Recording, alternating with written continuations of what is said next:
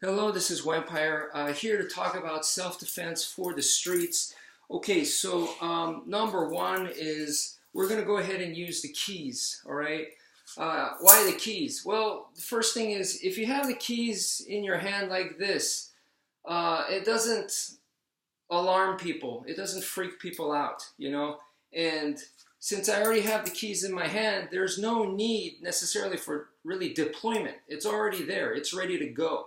So that's why I think the keys is a good first line of defense, okay? So you have the keys right here. Now, to practice this, what I recommend is in your daily life, when you go shopping, when you go to the mall, you know, whatever it is that you do, okay?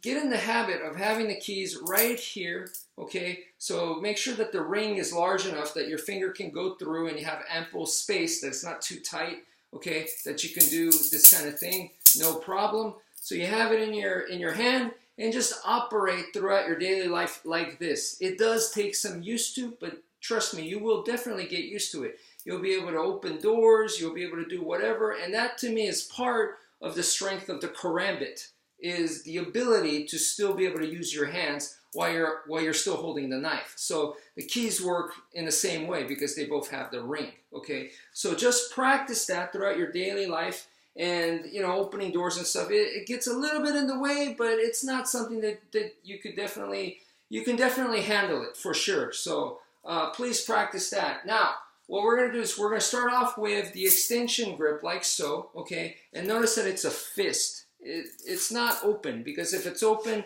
there's always the danger of dropping it. So I'm going to go full fist right here. And the reason why I'm going extension first is because of range. The more distance, the safer it is for me. I want range. So from here, I'm going to go ahead and do the angles of attack technique. Boom, boom, boom, boom, boom, boom, boom, like so, okay? And where I'm going for is their eyes and nose area. The idea here is not to do permanent damage to the eyeball. No, this is techniques to annoy and bother the opponent so that it throws them off their plan of, I don't know, throwing me in a van or, you know, really doing some serious damage to me. Whatever it is they want to do, it's to stop it and get them distracted enough that I have space to run away. That is the idea, okay? So I'm doing this right to the eye area because it's a weak spot that they cannot train. If they have glasses, then you move those glasses away, okay? Using those angles, you get them off their face and you annoy their face. And once again, you don't have to worry about permanent damage, okay? Because it's not like I'm holding their head and shoving the keys into their eyes. That's not what I'm doing here, okay? So, but this is still undeniable. I don't care who you are. This sucks, okay? Whether you're on drugs or whatever, it sucks to have keys right into your sensitive area of your face. And also later on, when you call the cops, they're going to be easier to identify because this whole area will be marked up red. Okay, so that is the idea. And you may even have some DNA on your keys. So, you know, I think it's a win-win situation. And you didn't permanently blind the guy. Once again, chances are it's, I think it's much safer legally and also for you that you're not going to be permanently blinding their eye, okay? Because it's, once again, not like you're digging anything in and you're, you know, directly targeting the eyeball. That's not what we're doing here, okay? It's the eye area and the nose, the sensitive area of the face, okay? So the next thing from there is, if that doesn't seem to be working or you're not comfortable with the technique or you end up closer, okay, those are all good reasons to go to the reverse grip. So you're going to go to the reverse grip and we're going to do the exact same thing. The angles of attack, boom, boom, boom, boom, boom, boom, boom, onto the same area of the face, okay?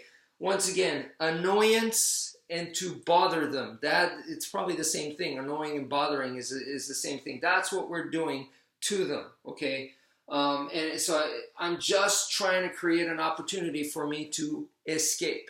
And if I don't, and all I do is annoy and bother them to the point that they cannot launch their full-blown attack on me, that's already a victory, okay? So just keep that in mind. Now, that may not be enough. I'm annoying them as best as I can with this, all right? But they're still attacking me and they're still intent on really hurting me or something. Then I got to go to something stronger.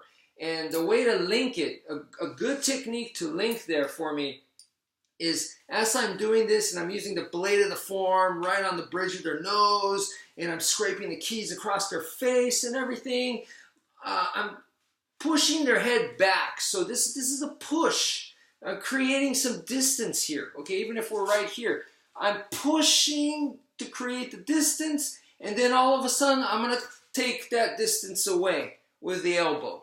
So the elbow right on the chin area is one of the primary techniques that I'm going for to really do some damage. Now that is going to really hurt the guy. Hopefully in a way more like rattle his brain and put him to sleep, but I can't rely on that. But it's a much heavier attack is what I'm going for, okay? So once again, I'm doing this and creating that space, and boom, right there. That's where the elbow comes in.